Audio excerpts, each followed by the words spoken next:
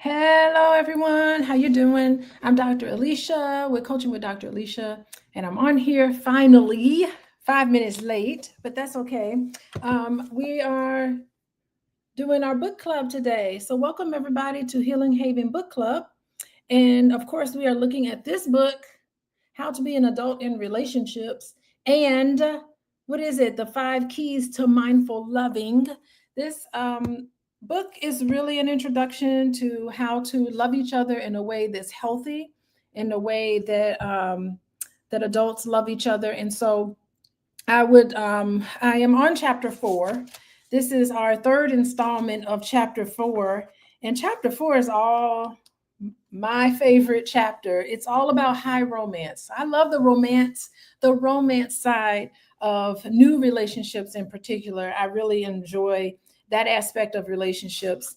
But I realistically know that it's only temporary and that there's some other stages of a healthy relationship that we are going to talk about today. But just in case you haven't been joining me with the book club, you can go into the show notes. It has all of the links. We're on chapter 4, but it has the links to chapter 1, chapter 2, and chapter 3. So you can get caught up.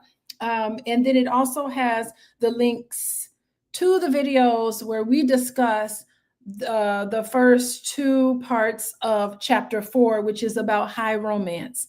So be sure to take a look at that. Also, the author of this book, David Rico, I had an interview with him recently, and there's a link to the interview with the author of the book, David Rico. His name is David Rico. We were saying David Richo, but it's David Rico. So I just want to welcome everybody for coming in here and for coming along with me as I read through this book, which I think is very fascinating. And if you want to know about what the 5 keys to mindful loving, 5 keys to mindful loving, you can also find it in the show notes, but you can also focus on chapter 1 and 2, focus specifically on chapter 1 talks about lays out, defines, gives beautiful illustrations of what the 5 keys to mindful loving are. Those 5 keys are awareness, right? Attention, allowance, acceptance, and appreciation. So if you want more in-depth and look at what those 5 keys are, that's chapter 1. Chapter 2 talks about what happens when you don't get it in your life and what happens, right? What happens to you? How does it look for you today when you don't get the 5 keys to mindful loving earlier? So what you did not receive earlier into your life growing up, it comes out in your current relationships. So we talked about all of that. And then chapter 3 focuses on how to find a partner. So knowing what you know, understanding the 5 keys to mindful loving, how are you going to now look for love in a way that's healthy? So that was chapter 3. And today we're going to talk about high romance. High romance. And part of high romance we're going to talk about is when romance is addictive. So our focus today is when romance is addictive. Addictive love. Y'all remember the BB and CC Winans song, Addictive Love? I love that song. One of my favorite songs with those two. They were brother and sister who was saying about all this love. I think they were talking about the Lord and Jesus, but it was really romantic, some of their songs. So hello, everybody. I see y'all coming in. We got all regular people. Rhonda is here. Hi, Rhonda. Monica. Okay, I don't remember your name from before. And then we got Ronald. Hey, Ronald. And is that Aunt Valeria? Hey, Aunt Valeria, how you doing? I'm gonna happy Thanksgiving to you. So anyway, just want to welcome everybody as you come in here. You probably got a text message. If you haven't, you want to get on the text message list. Let me see if I can find the text message list. Let's see. Oh, goodness, there's a lot of things to text. But today, let's focus on texting LOVE, love, to 87948. I know people are always asking you to text certain words to that number, but today it's going to be love for 87948. And then you'll have everything Dr. Alicia. Everything I do, you will be able to receive that today. And hello, everybody. Mercy, how you doing? Happy Sunday to you, Mercy. And Margaret, how you doing? Uh, hey, yes, we got some regular people here. Hello. Okay, let's get right into it. We're talking about addictive love, and it's on page 119. I got the paper copy. Oh, by the way, I have the audio book, I have the digital copy of this book, and I have the paper copy. I am old school, so I just feel more comfortable with the paper copy. Although I do have a tablet, I could be reading it on the tablet. I could listen to it in my audiobook, but I'm old school. I like to have paper. I'm still holding on to paper. I got to get with the times. So anyway, let's dive right in. On the paper copy is page 119, and we're talking about when love is addictive. So this is interesting. The beginning of this chapter, he's talking about high romance. But this particular section, he's really saying, listen, high romance is important when you're starting a relationship, and we should expect certain things to happen. However, he's given a caveat to say, hold on a second, high romance is not crazy, right? It's not crazy love. Y'all remember, God, there's so many songs written. Who is that? It was Brian McKnight who talked about crazy love. No, that's not high romance, right? Crazy love, addictive love, those are things that's not high romance. High romance is a brief period in a relationship cycle, right? But addictive love, that's not normal. So let's dive right in. He begins this section with a quote from Samuel Taylor Coleridge. Let's hear this quote. When romance is addictive, I may not hope from outward forms to win. I may not hope from outward forms to win. Outward forms. Think about that. The passion and the life whose fountains are within. Let me say that again. I may not hope for outward forms to win. He's talking about love now. I ain't worried about what it looks like, right? The passion and the life whose fountains are within. He's talking about love. You can't look outside of yourself to try to fill yourself up, because you got to have the fountain from within. I think that's what Sam Taylor Coleridge is talking about. This is a really interesting concept, because addictive love, to me, from what I can gather, addictive love is a very intense attachment that you have with another person, right? And of course, it's always like that with romance, right? You're like, oh, looking forward to seeing your boo because you're in the romance stage. But with addictive love, it's intense attachment. And what happens is that you just lose yourself in the relationship. You prioritize this relationship above and beyond your own growth, above and beyond your career, above and beyond your friends, above and beyond everything. So it's not necessarily an authentic connection, because it's crazy love. It's addictive love. And it definitely does not focus on an internal growth. So that's the difference I think he's talking about. The fountain has to be within. You can't look from without. Yes, Dennis. Welcome, Dennis. Much love to you, Dennis. I was looking for you, Dennis. Yes, you got your hooks in me by the OJs. Oh, I love that song. Yes, so much music has been written on a crazy addictive love, by the way. So yes, that's my favorite OJ song. Yes, is that the yeah, it is the OJs. Love that song. You had to dig in the crates for that song. So I think what that quote is really saying too is that where deeper essence of love, like whose fountains are within, sometimes can be overshadowed by surface level bonds, right? It can be overshadowed by passion and it can be overshadowed by neediness.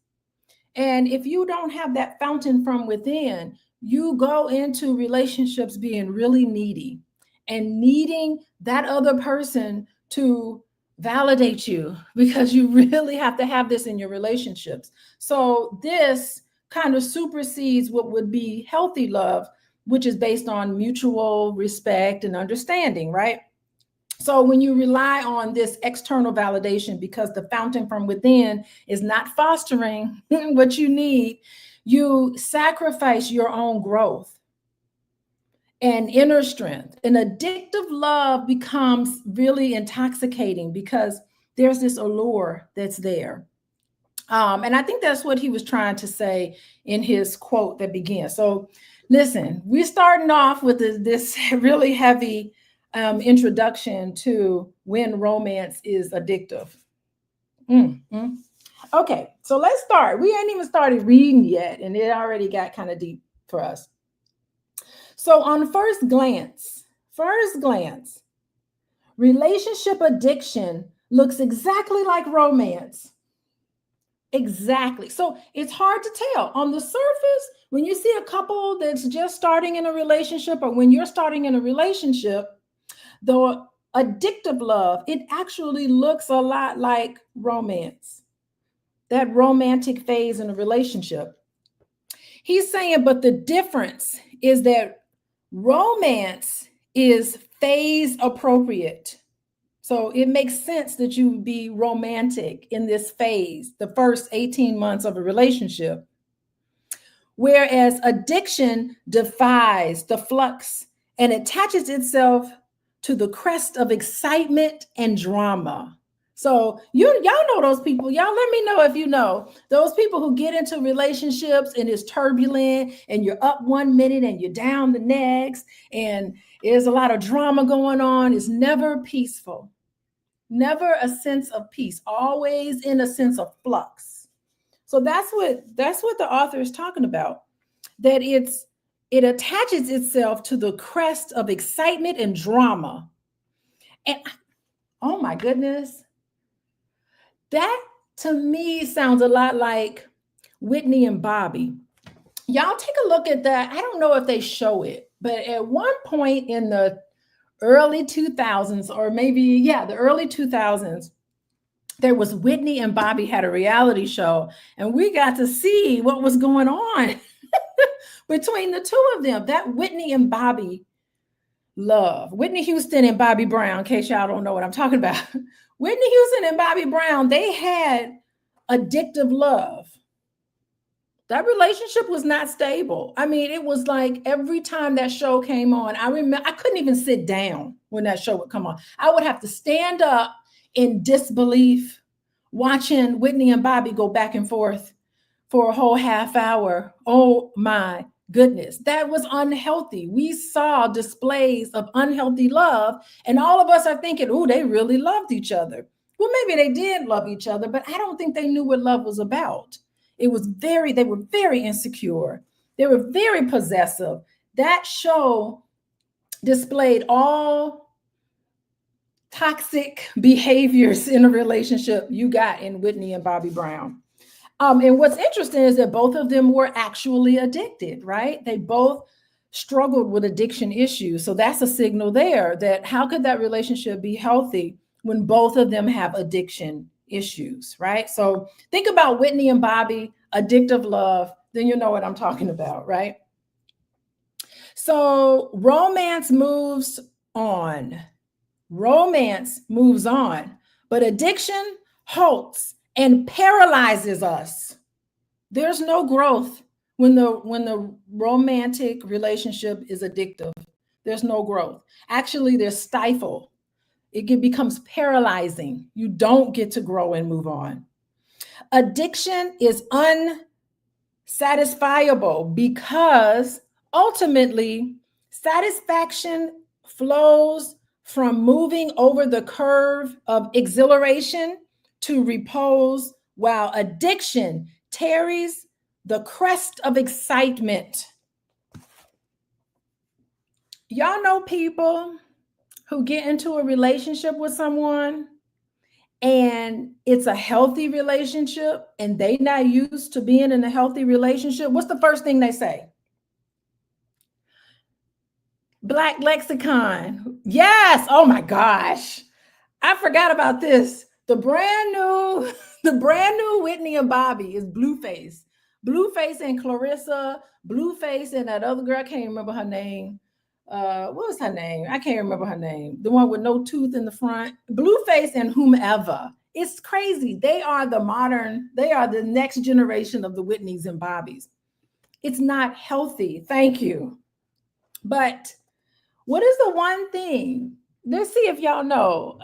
Isha Klein, see if y'all know. Black Lexicon, you should be able to know. What do people say when they're in a healthy relationship and they're not used to being in a healthy relationship? What's the first thing they say about that relationship? They say the relationship is boring. They say, oh, he's so boring. You know what that means? Boring means you're with somebody who's consistent. You're with somebody who's stable. You're with somebody who knows how to love. Thank you, Sherry. Sherry nailed it. Sherry said, yeah, they say it's boring. But you don't understand. Boring is healthy. There are some people who will turn down a healthy person because they don't have their fountain from within. They'll turn down a healthy person and be with somebody toxic because that's exciting. And they think that's real love. It's not real love. It is not real love. It's addictive love, and it's not healthy at all. Oh, goodness. Yes, I love boring. Boring is consistent. Boring is predictive. Boring is safe. But boring helps you to grow. Boring means when I get upset with you, I'm going to have a nice, calm conversation with you. I'm not going to project my problems onto you. I'm going to have a fountain from within. I'm going to sit and listen to you. If you have a problem in the relationship, I'm going to stop everything and I'm going to deal with it and say, you know what? Let's see if we can craft ways to move on from this. That is healthy.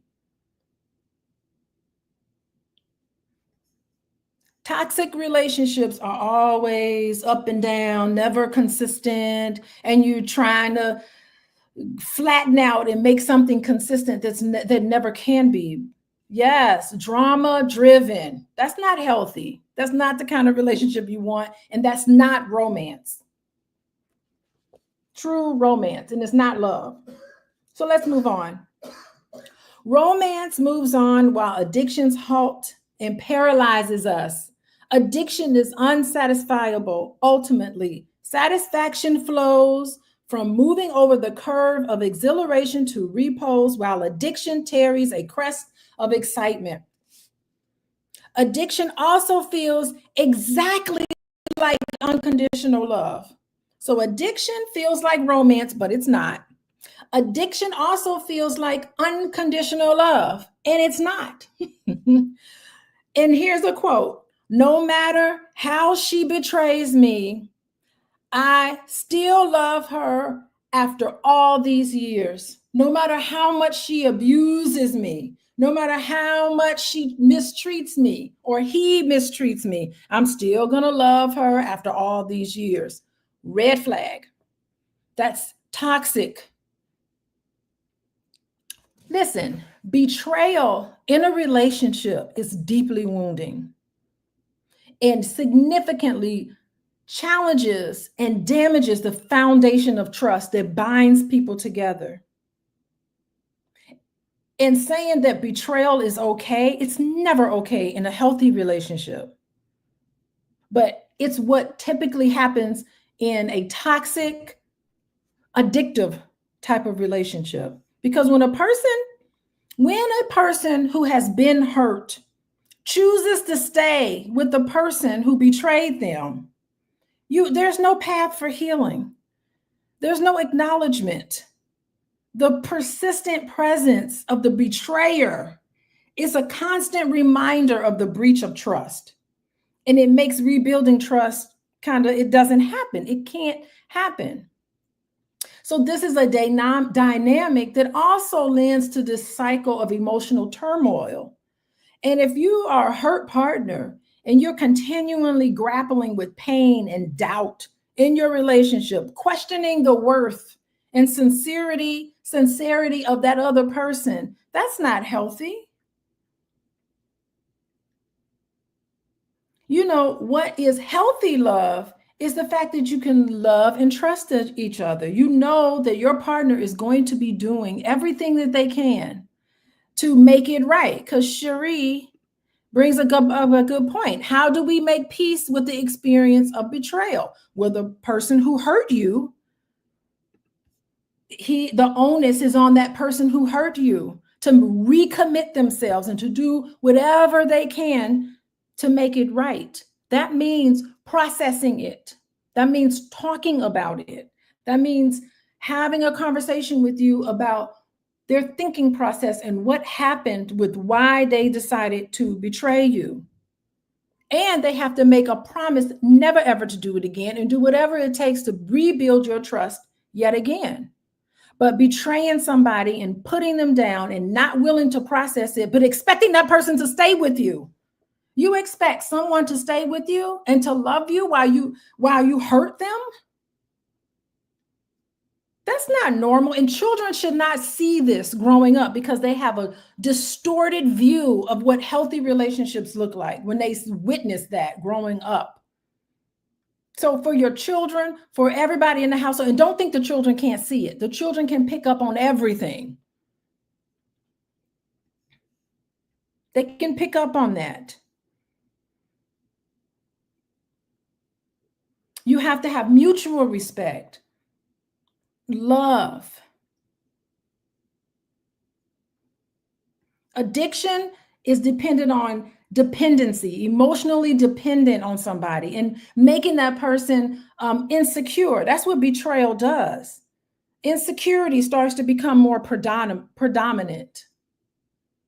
A genuine bond with someone, if you're genuinely bonded with that person, you would never do anything to make that person feel hurt.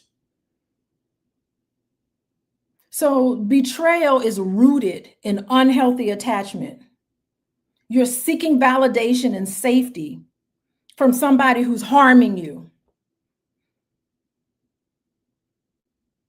That's schizophrenic in your thinking.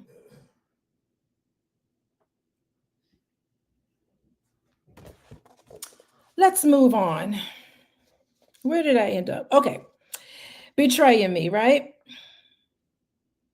All these years is a clue that there has been an interruption in the natural cycle. But in addiction, we are hooked rather than bonded. You're hooked on a person rather than being bonded by that person. Remember Wuthering Heights? Okay, y'all, Emily Bront, Wuthering Heights. By the way, I saw the movie twice and read the book twice. I love the movie Wuthering Heights. I am so happy the author brought this up because it's one of my favorite movies, one of my favorite books, one of my favorite novels, by the way, Wuthering Heights. Y'all check that out. White people they know how to write some stories. Look at Wuthering Heights. It's really beautiful. But Wuthering Heights is a thought of as a great love story, Wuthering Heights, but it is really a great addiction story. There wasn't no love in that movie, in that book, right? Kathy cannot let go of Heathcliff, though he hurts her so often. Heathcliff can't let go of Kathy, and yet neither can he stay with her. He don't want her to have nobody.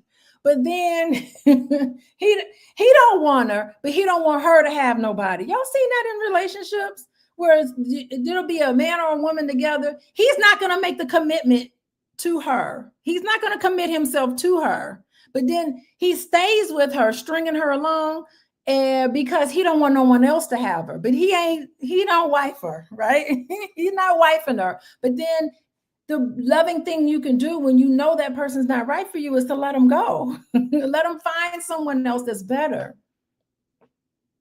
But what Heathcliff did was he was stringing her along, and she was accepting the betrayal over and over again.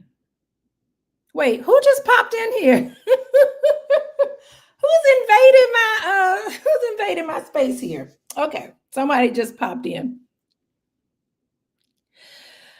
So this is what the dynamic of Wuthering Heights, and it's so interesting because she really, if you read the book Wuthering Heights, Kathy, she has this intense bond with Heathcliff, and she just has all this passion, but it's destructive. And what she does is she prioritizes his emotions and well-being over her own, right? So it is really a wonderful example of her need to reconcile her love for Heathcliff, and he is just, she's trying to hold on to something. She's trying to hold on to him, and it's often painful, even though it's painful for her. So she's not really thinking rationally. She's like crazy in love and addictive love. And of course, that's a great illustration of how it can be unhealthy. How y'all doing? This makes sense? I want to welcome everybody. If you're just coming in here, you probably got a text message. So make sure you can text. Oh, wait, let me put my banner up. Yeah, make sure you text love to 87948 so that you can get messages on when I go live to dive into love. We're talking about healthy love today and unhealthy love. Good morning. Good morning, Stefan. Good morning. Hey, greetings. Greetings and peace. Happy Sunday. Look at Parrish in here. Let's see. Parrish Blevins. Yes. Emotional withdrawal. Insignificant. Coping techniques. Yes. Go ahead. I love it. She's summarizing everything for us. So anyway, we're talking about, for some of you all who just popped in here, we're talking about this book, How to Be an Adult in Relationships. How to Be an Adult in Relationships. Today we are on chapter 4, and the 5 keys to mindful loving. If you're just joining us and you want to catch the repeats of the previous discussions about this book, you can go into the show notes and click on the previous YouTube videos that I've done about this book. But today we are still on page 119, and there's so much in here about what is addictive, unhealthy, toxic love versus healthy love. And I love that the author is making a difference here, making a difference between the two. Okay, so let's move on. We talked about Wuthering Heights. We bond in adult relationships the way we did in early life. If there was a dysfunctional bonding then, back when you were growing up, if there was a dysfunctional bond back when you were growing up, we may be sitting ducks for an addictive bond later. So if you had dysfunctional childhood while growing up, it opens you up to having an addictive bond currently in your current relationships. A cellular memory from childhood triggers a cellular reflex in our adult selves. From the empty seascapes of our past, we peer out, looking for an island paradise. Save me. Somebody save me. We find it and overvalue it because we're looking for something because we didn't get it filled up. There was no fountain from within. That fountain from within comes from what your parents and people around you taught you about yourself. That's the fountain. But if you don't have that from within, you're going to be looking for it. We find it and we overvalue it. We're like, oh, thank God somebody's paying attention to me. Oh, thank God somebody loves me. Somebody say they love me. Thank God I found a man finally. I'm holding on to him no matter what. Toxic. No matter what, I'm going to hold on to him.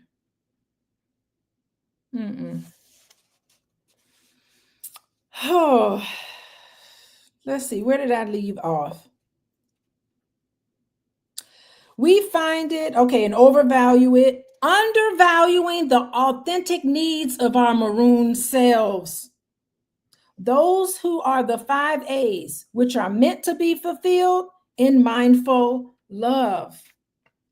Meant to be fulfilled in mindful love. So dysfunctional bonding finds its root in early life experiences where formative relationships and environments, we know that shapes you as an individual and it shapes your perception of love and attachment.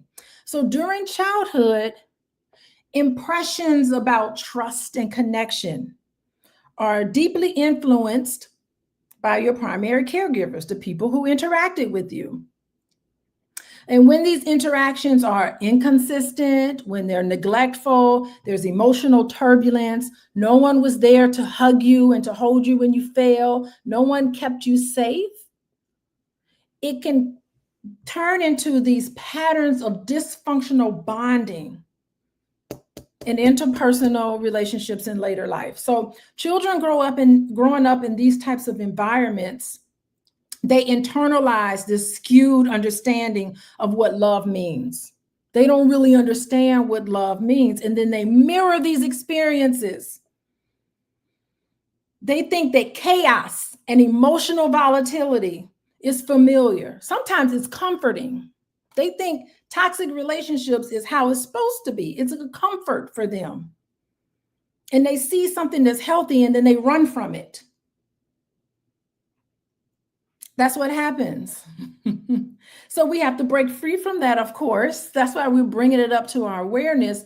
And so we can learn. It is possible to turn this around. And no matter what your past is, that doesn't have to dictate your present. You can actually learn.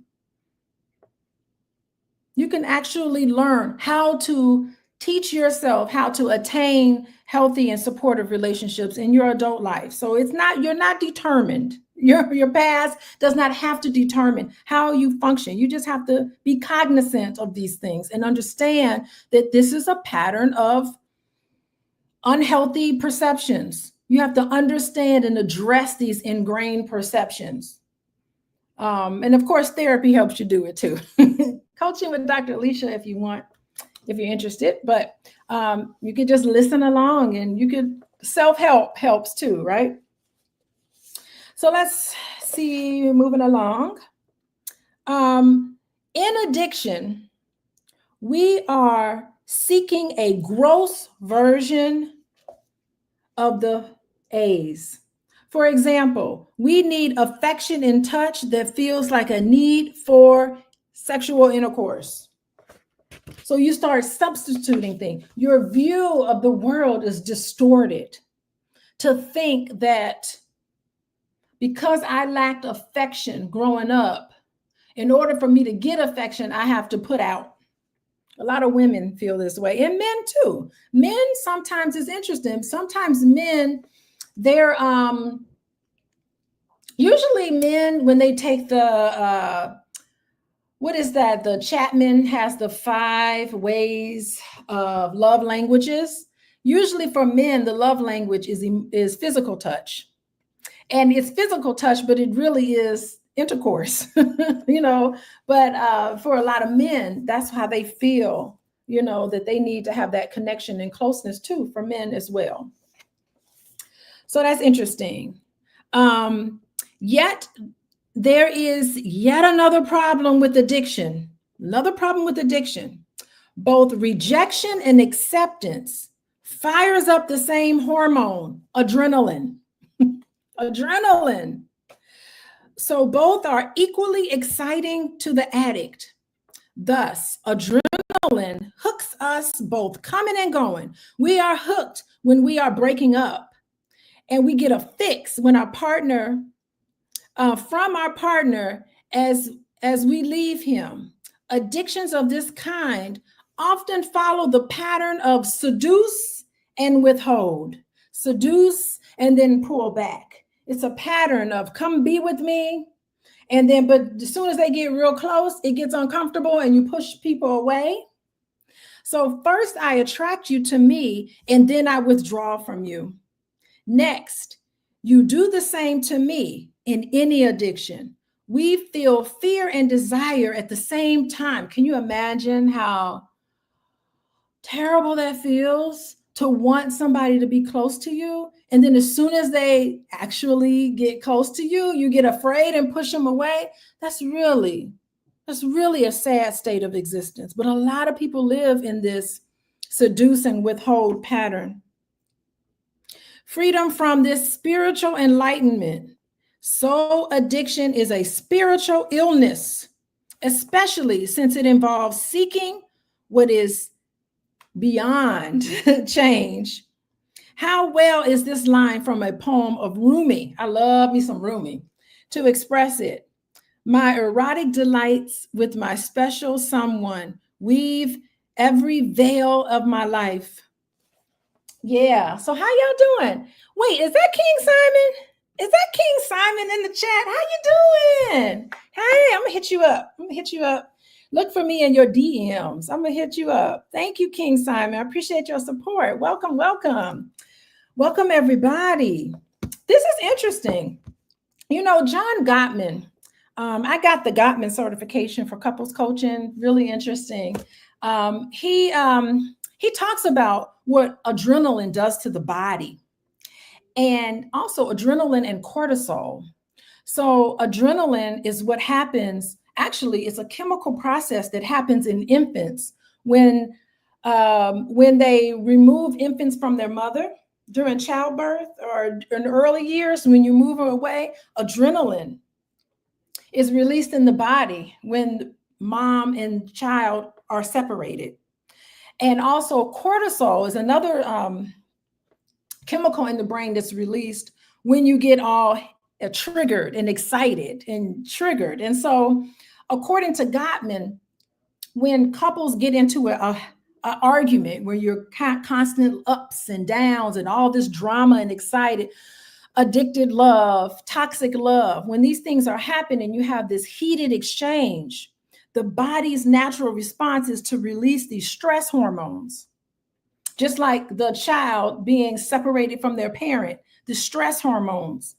And it plays a big critical factor in that fight or flight reaction. So adrenaline, what does adrenaline do? It increases your heart rate. It gives you lots of energy, right? Have you seen like those moms whose a car will drive over their baby and their adrenaline goes and they can lift an entire car up to save their baby? Well, that's what's happening with them, right? Increases your heart rate, your energy. It prepares you for this threat. Cortisol raises your blood sugar level. So if you're one of those people that don't have enough love in your life and you're on the cortisol, that's where you get your blood sugar level. And it suppresses some immediate non-essential things that you need to be able to address danger. And so what Gottman says is this is a cocktail, a hormonal cocktail that impacts your stress. And we know what cortisol can do if you're just thriving off of cortisol in this Whitney and Bobby type of relationship where it's like it's all chaotic and nothing is consistent, and things are just all over the place. You don't know from one minute or the next what's going to happen, right? So it's all of these stress hormones in the body. And what it does, it's not good for your immune system. It's not good when you need to communicate with somebody, when you need to have a capacity to empathize with another person, when you need to be mindful. You can't demonstrate the 5 A's of mindful loving when you're constantly in this rat race of this emotional relationship. So you have to recognize these patterns and know that it's long-term effect. It's not good for your physical body. It's not good for your mental health. Okay. All right. Moving along here. Okay. I want to say something else about withholding, seducing, and then withdrawing. I do want to say something about that too, because do y'all know anybody like that? Where you want to be close to someone, but and you want them to get closer to you, but they're afraid. and you get mixed signals from somebody, you're like, wait, I don't know if he's really into me. It's like one day he's all attentive and he wants me to come over and he wants me to be around him. And then all of a sudden he's like pushing me away. I don't understand. This is inconsistent. And we know that what if you get on social media, what most people will say is that if a man is inconsistent, then he's not into you. But that may or may not be true, right? It could be that they have this seduction withhold sort of dynamic that's happening with them. And it's interesting because I kind of equate that to disorganized attachment.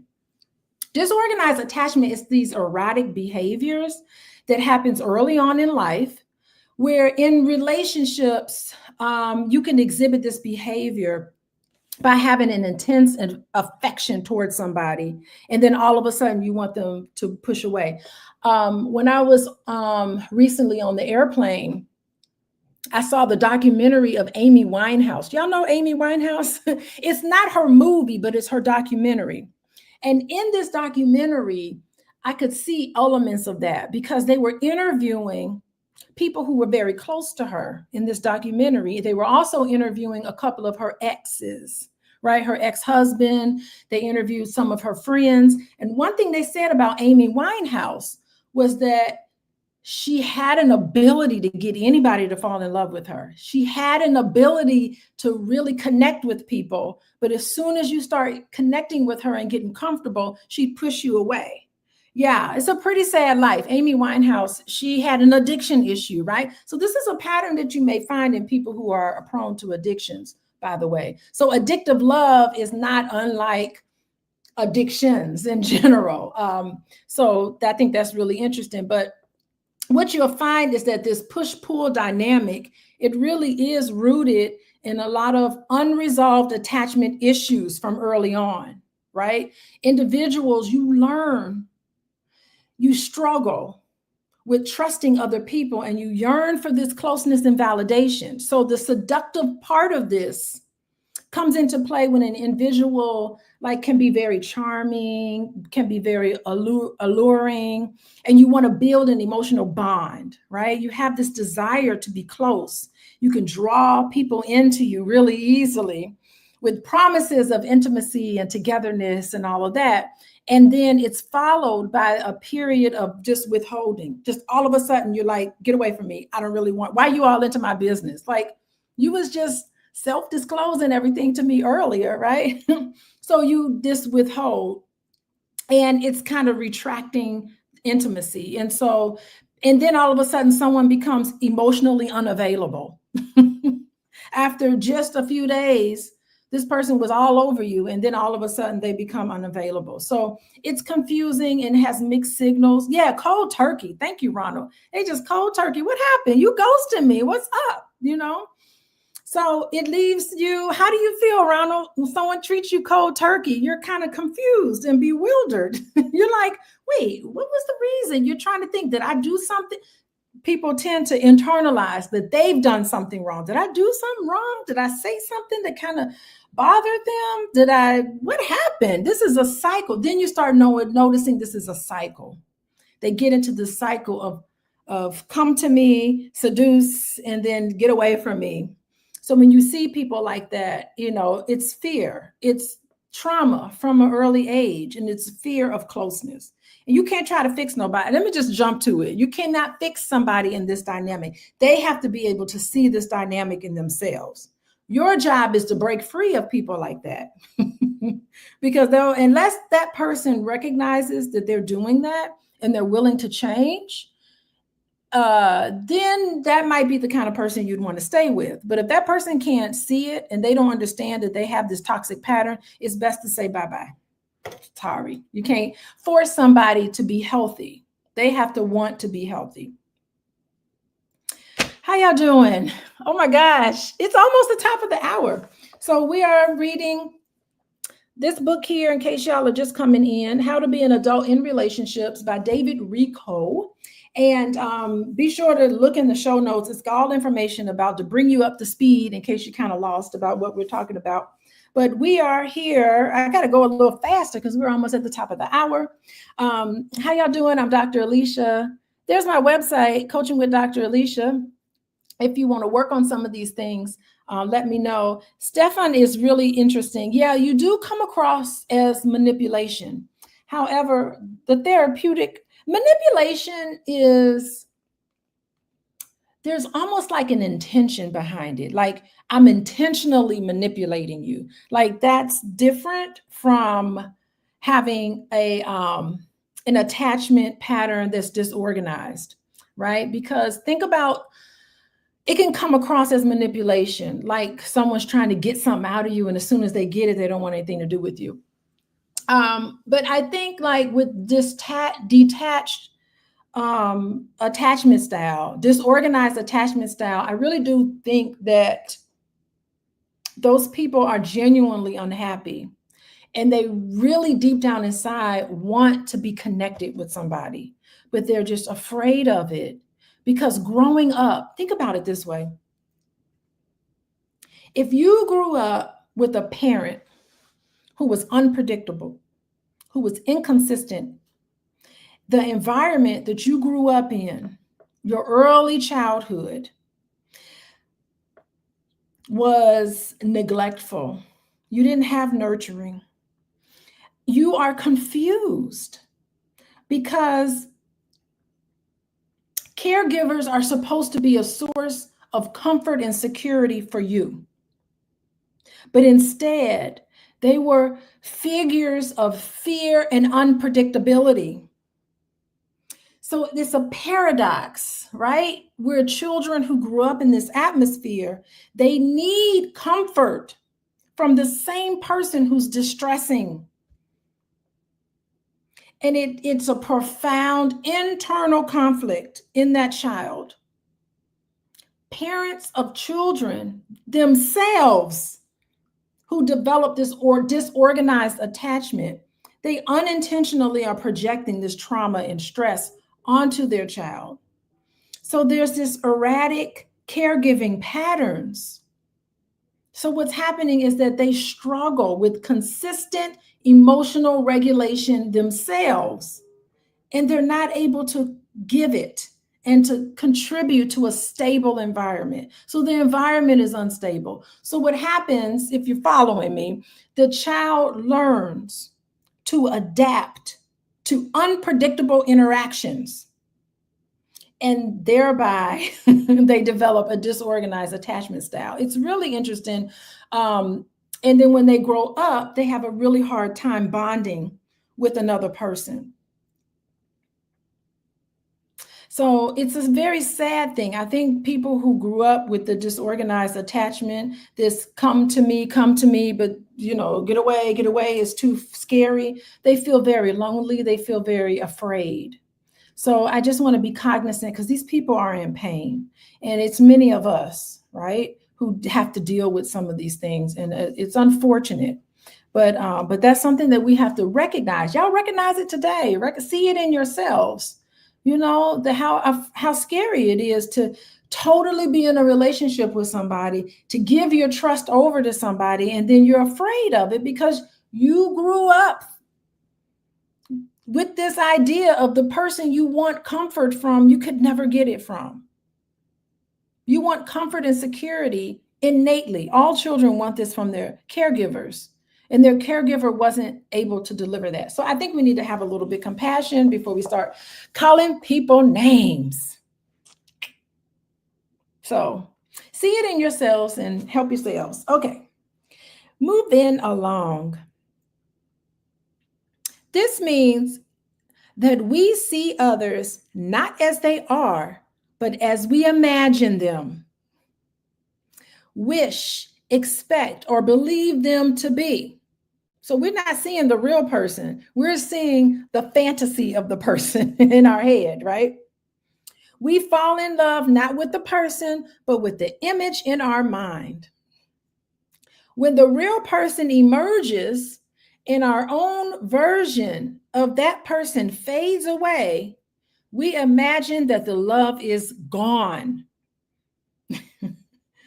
But it was never love to begin with, because it began in our own mind. We have this idea that we've projected onto somebody else, and that wasn't even them. We weren't really seeing them. It wasn't reality. The object of the love was not a person, but a mirage. When we see the real person and accept the person, shadow and all, we have felt and found the object of real love. Being realistic, seeing somebody, it's the illusion of that perfect partner. So you have this when you first get into a relationship with someone, you have this idea of the perfect person for you, right? It's an illusion of a perfect partner. It dissipates. And the real person that you're dating emerges with their idiosyncrasies, their imperfections. Ain't nobody perfect. Everybody got flaws. And we mistakenly sometimes believe that love has now disappeared and we must end the relationship and move on to someone else. We have lots of examples in the media of people in these perpetual relationships where they in a relationship for 18 months. And then as soon as they get things tough, soon as reality hits, they disappear. Guess what? There's no growth in that. Where are you growing in that scenario? You're not. So in reality, this shift highlights that we were initially enamored by this idealized version of somebody, a fantasy, right? But true love transcends this illusion. True love transcends. So that means that we have to recognize and accept the full spectrum of this other person's qualities. I'm not perfect. My husband's not perfect, but we really love each other. Because true love transcends all of our imperfections. We don't agree on everything, but we ain't supposed to agree on everything. But true love transcends. So it's interesting. I remember it kind of reminds me of the Beyonce. Y'all like Beyonce? I love Beyonce. Beyonce has this song called Flaws and All. Y'all download that song. Y'all heard of that song by Beyonce? Flaws and All. It's called Flaws and All. It's a beautiful song. She never really released it. It was almost like a B-side. But download, go to Beyonce, pick up your phone, go to Beyonce in your music app, whichever music app you use, download the song Flaws and All. And she is illustrating true love. True love is celebrated in that song because she's saying, these are my flaws, but you love me through my imperfections, in spite of my imperfections. And that's really authentic love, multi-layered that we are, right? Even Beyonce is not perfect, and she's pretty much does everything perfect for me. As far as I'm concerned, she looks beautiful and sings wonderful and dances on, I don't know how many imperfections she has, but she's really revealing, you love me, flaws and all, right? So she's acknowledging mature love, right? Requires this ability to appreciate everybody as they truly are. No veneer of perfection, right? Nurturing this deep, resilient bond. Get that song, Flaws and All. That's all about healthy love, right? So there's some good songs out that really illustrate this. Y'all can't be hating everything. I feel like the internet full of hate. There's some artists put out some really beautiful music. That's spot on. Okay. Moving on. I think y'all get the point there. Okay. A sex or relationship addiction, sex addiction, relationship addiction is never one-sided. One party may be more strongly attracted than the other, but the more desired one is, the more loved one feels, and the more control one has over how much one will or will not respond. Okay. In such a painful bond, or whether bind, one person takes the direct approach and the other resorts to indirect pattern of seduction and withdrawal. Okay, so he's talking about this some more, digging into it more. We are never alone on stage. The other cast member is always playing his or her part. So it's a dynamic between you and another person. Hey, Tanel. Tanel got a lot to say here. Tanel says, all this you're talking about is a lot of what I'm dealing with, but I have a hard time with my little lady because she was a foster child. She didn't grow up with her parents, and I'm a single mom child. Yeah, so that doesn't mean that y'all can't be healthy. That does not mean that. Tanel doesn't mean that it's over for you all. It just means that you need to recognize this and start working on fixing some of this. Of course, you can come to me. If you come to me and fill out my intake form, I'll give you a discount, but for my services. But you don't have to. You could look at this and have an open conversation. It all depends on how open the two of you are with recognizing these patterns, right? Nothing is perfect. There's no perfect childhood. There's always going to be something that's missed. So you might want to think about that. Yes, but you will get a discount because I'll never forget Tanel Edwards. That's a unique name. So yeah, thank you. Welcome everybody. Okay, moving on. The object of our addiction becomes our higher power. What? We start worshiping that person, right? We have turned our will and life over to a partner. You get into a relationship with somebody and you lose yourself. Turn everything over. We want to know what you think. We can't get what you think. You'd be like, well, I don't know. It all depends on what he says. I mean, that's not healthy, right? Where's your voice in this relationship? You're turning everything over. Such reverent focuses on one person and his story of how his story and or on how to fix him can occupy our mind for years, trying to fix somebody. You ever be with somebody and you're like, oh, making excuses for them. I got to fix that person. Fixing them. What? You can't heal somebody, right? I will fix him can occupy our mind for years. All the time, that could have gone into a spiritual practice or engaging in creative pursuits or dancing freely is instead absorbed by the great fixation. This is how the rapacious creator of addiction plunders our potential and can drag us into an incomprehensible demoralization, as the Alcoholics Anonymous program puts it. I love Alcoholics Anonymous. Yeah, that you cannot fix another person. I think that's interesting because when you focus on trying to fix your partner, it's like a distraction on working with your own self, trying to fix ways. So it diverts attention from your own personal growth, your own self-awareness, and onto this flawed person that needs to be fixed. And it's just interesting because I think the tendency is to is to focus on something else other than your issues. And I think it undermines genuine connection and mutual respect. And it positions one partner as better than, and then another partner is flawed and needs to be fixed. So there's a power differential there. I don't know. I think we got to move out of that kind of mindset, trying to be with somebody to fix somebody, because the person can only fix themselves. But if the person is open and is willing to work on their issues and you're willing to work on your issues, I think that's the best scenario. So we need to shift always. When you feel like you need to fix somebody, you need to shift your focus inward and acknowledge your personal patterns, beliefs, and areas that you feel like you need to grow. So don't let fixing somebody else stunt your own interpersonal growth. All right. Y'all got it. Okay.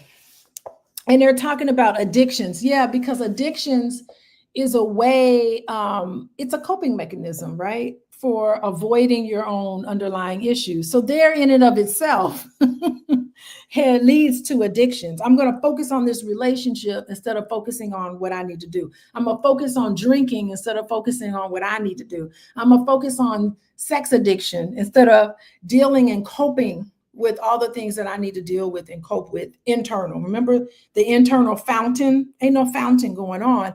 I'm going to try to put stuff in from the outside to create this fountain that needs to be done from within.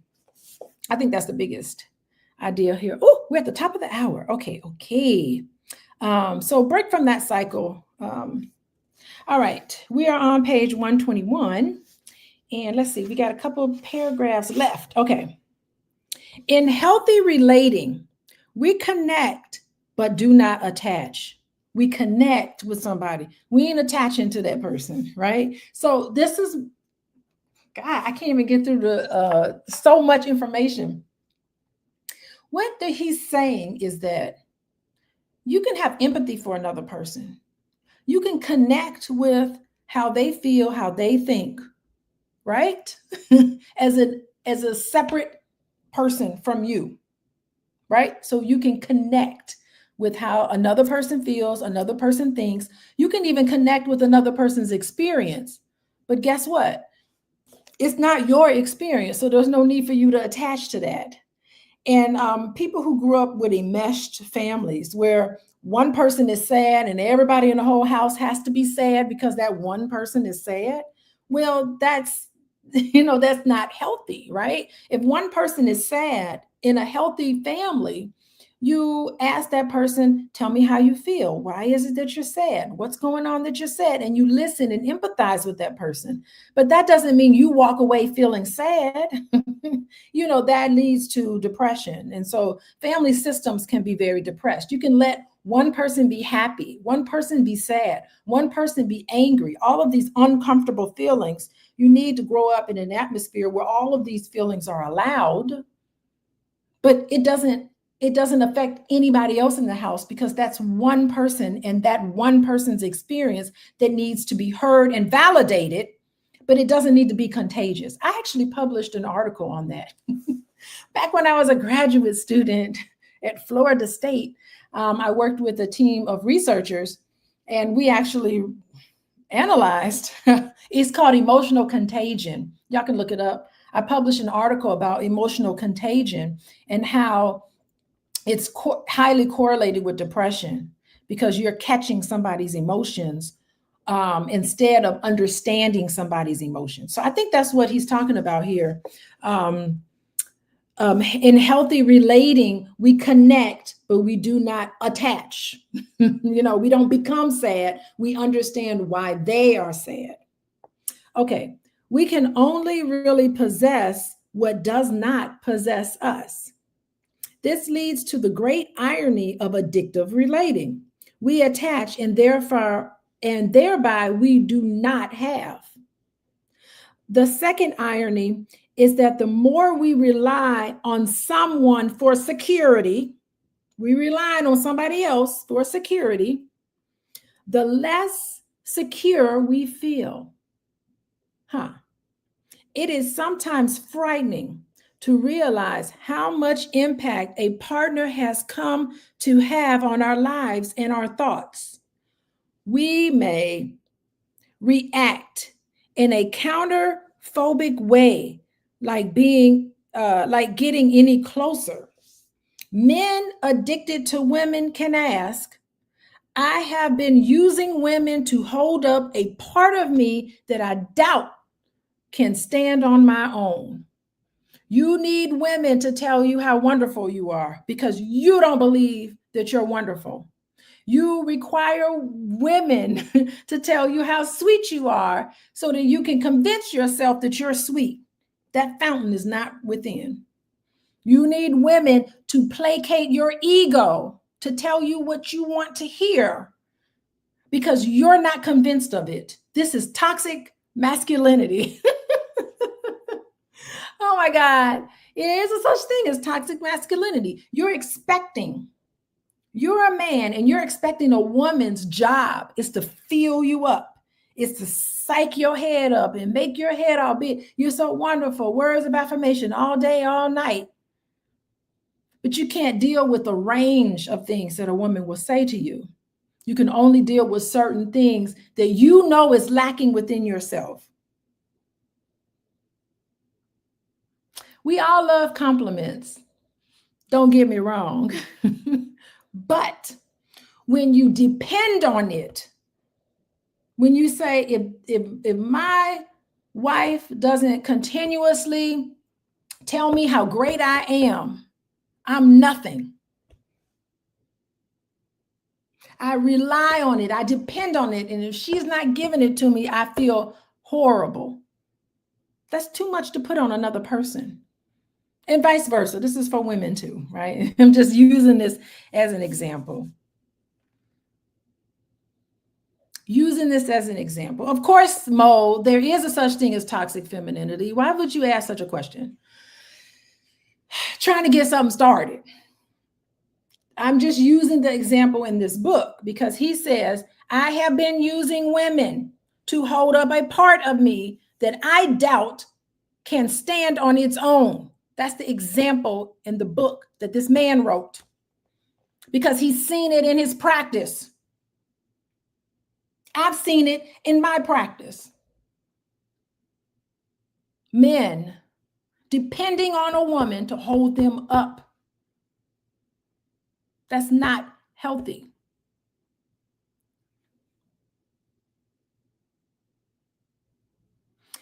Codependent relationships.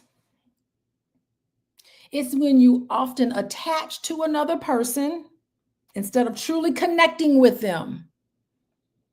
This leads to unhealthy relational dynamic. This type of attachment, this codependence, is categorized by an excessive reliance on the partner for validation. I'm relying on my partner for self-esteem. You're relying on your partner for a sense of purpose. And it creates an imbalance in the relationship. Instead of genuine emotional intimacy and mutual respect. So when you're codependent, you become enmeshed into the lives to the point where you lose your identity and you're clinging to your partner. You're prioritizing what your partner wants over your own needs. You're neglecting your own personal growth because your partner needs this. So it's a pattern of attachment. And I think that it's something we need to look at. It's very deep-seated. And it's deep-seated in fears of what? You're afraid of what? Abandonment. You don't feel like you're good enough. You're incomplete. You complete me. It's the Jerry Maguire fallacy, right? You complete me. That's the most unhealthy phrase I think I've ever heard. You should not look for another person to complete you. Okay. More balanced, more healthy. Let's move it along, page 121. In the mysterious trajectory of our lives, we may go from one focus or crisis or fascination to another. 18 years of focus on our children, 20 years on a career, 14 years on physical addiction, 7 on obsession with a man or a woman, right? Perhaps each of these periods, some overlapping, serves to keep us safely away from our own inner life. We're distracting ourselves. We're not having the conversations that we need to have. It's interesting. I really think that when couples go out on a date with each other, I think that couples need to go out on a date with each other where they don't talk about the children. I think that parents should hang out with their children where they don't talk about themselves. They just talk about life according to that child. I believe that individuals, that we need to spend time with ourselves where we're not thinking about our partner, we're not thinking about our children, we're just focusing on our inner life. That is hard. Thank you, apologetic, unapologetic real talk. Boy, you living up to it today. It is so hard to do, but I really recommend that you do that. Go out with your significant other and then tell each other we are not going to talk about the kids. I go out with boys. I'm like, we are not going to talk about business. He don't even want to talk. That's him. He's like, I don't want to talk about business. We go out to eat, and I'm like, I got a business idea. I need your advice because I got boys right here. I'm like, I got about 100 questions I want to ask him about my business, and he's like, I'm not answering any business questions today. How are you doing? And that's healthy boundaries, right? I have to laugh about it because he can't be guiding me through my business, right? All the time. He don't want to do that. He's like, I'm tired. I've been talking to people about business all day long. I don't want to talk about business. So we don't talk about business when we go out. We definitely don't talk about politics because we end up arguing. We definitely don't talk about these things. We wait and talk about them later. But when we're at a dinner and we want to be romantic with each other, we're not going to talk about these things. We're not going to talk about children. We're going to talk about each other, how we're doing. And there's times where I spend by myself, my meditations. I do a lot of meditations. I do a lot of retreats for myself where I don't think about anything, right? Um, what's debarge? Debarrage. Debarrage. It's not hard. It's new. And when it's old, it's easy. Okay. All right. All right. Okay, debarge. The barrage. Okay. But yeah, you need to carve out time for that, right? Okay. Moving along. Okay, we fear having nothing between us and ourselves. Our inner life feels like a terrifying void when it is actually a tremendous spaciousness. Mindful meditation opens us into that space and shows us it is not scary at all. Mindfulness is freedom from the fear that drives addiction. Fear that drives addiction. Addiction obscures our true emotions. And I think that we can, when you confront this, right, you can ultimately uncover very great dimensions about yourself. Yeah, I think that's what addictions is. People, what's a good example of that? Somebody who's gambling, a gamble addiction. You have this high risk behavior to mask an emotional void that's left by maybe a parent wasn't there for you when they were unavailable, when you needed guidance and assurance. So it just comes up, as addiction. Anyway, moving on. People are texting me. Okay, let's move on. Addictive longings do not have to signal weakness, illness, or inadequacy. All of us are candidates for them. So any one of us could fall victim to this. The fact that unrequited love increases our desire is a given of relating. In fact, the theme of addictive attachment recurs all throughout history. We are not alone in the mystery of joy and pain. Hey, y'all know that song, Joy? Come on. And pain. Yes, like sunshine and rain. Yes, joy and pain. Compassion for ourselves and viewing our predicaments with amusement and without shame, remorse, or malice. We will give our human drama a happy ending. Yes, human drama, a happy ending. Addiction seems to have very little to recommend it, yet it has many positive dimensions. Hello, he's saying the universe has positive, no, addiction has positive dimensions. Through our addictions, we find out where our childhood losses are. Through addiction, we find out where our needs are unfulfilled, where our pain is unhealed. joy and pain. We find out just how needy, bereft, and forlorn we are.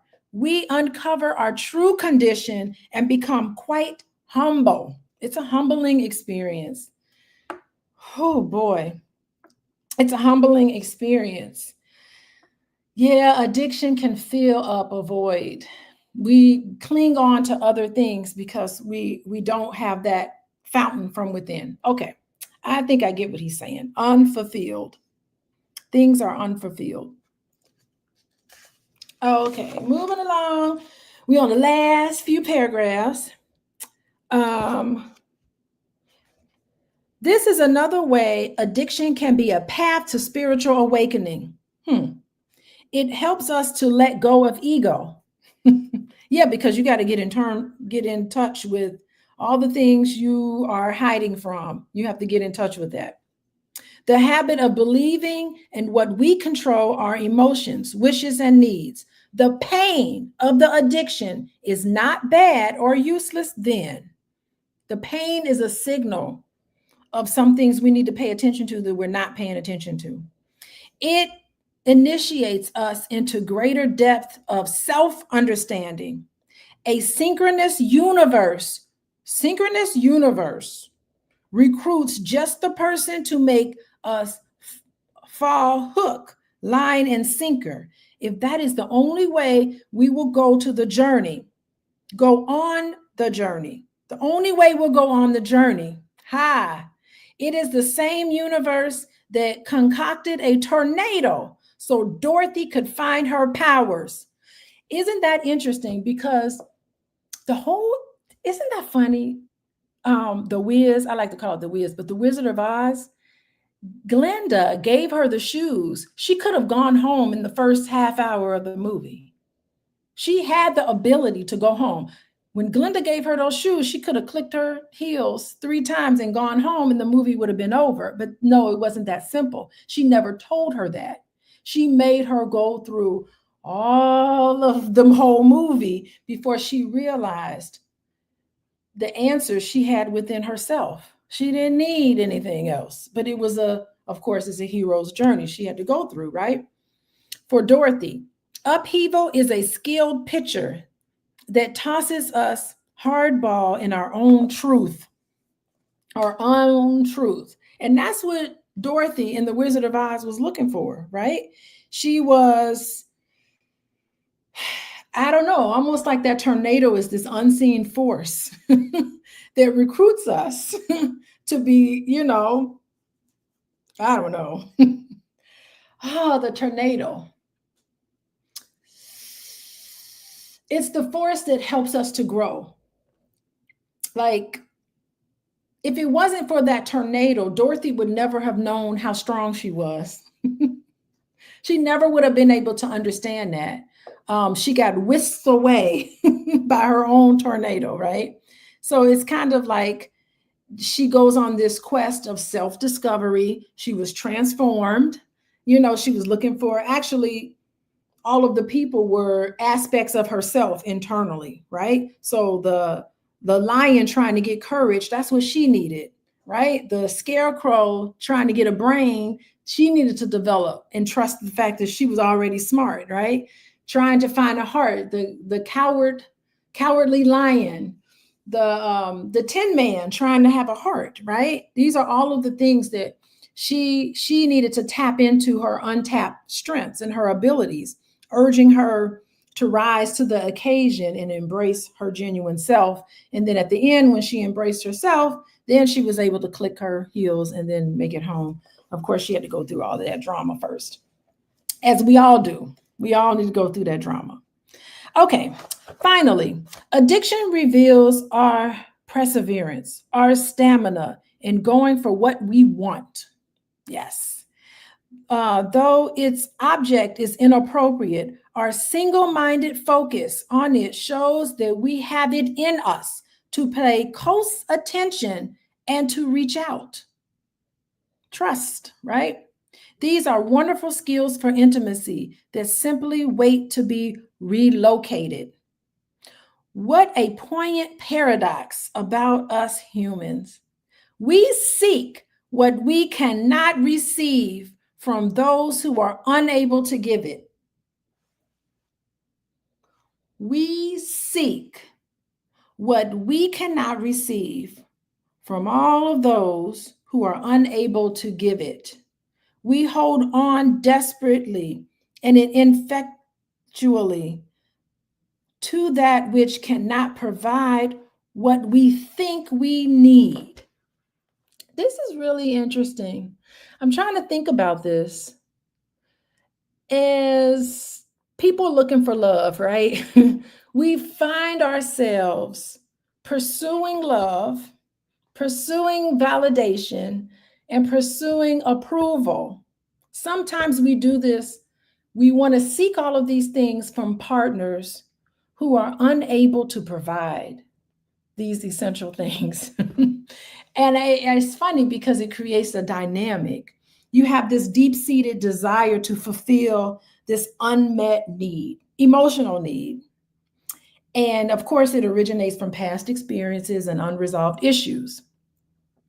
But when someone seeks what cannot be given, how y'all feel? If you're seeking something and you can't get it outwardly. Remember, Dorothy had the ability all along to go home.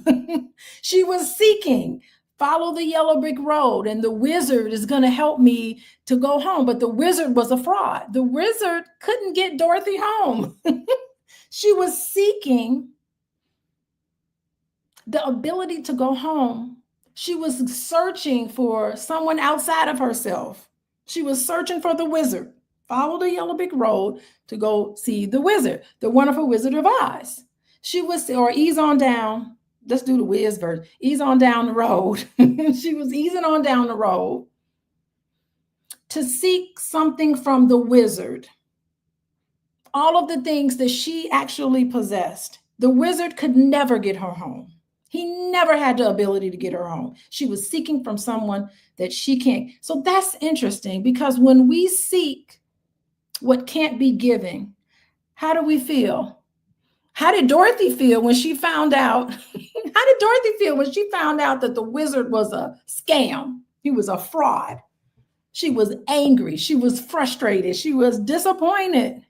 She started realizing, and the dog, Toto, he figured it out. The dog represents consciousness, by the way. The dog figured it out. The dog was like, went behind the curtain and started barking. The dog realized that the wizard was a fraud. And I think that's what happens. We get frustrated when we have this perpetual cycle of dissatisfaction in our relationships. It prevents us from recognizing and valuing what we already have.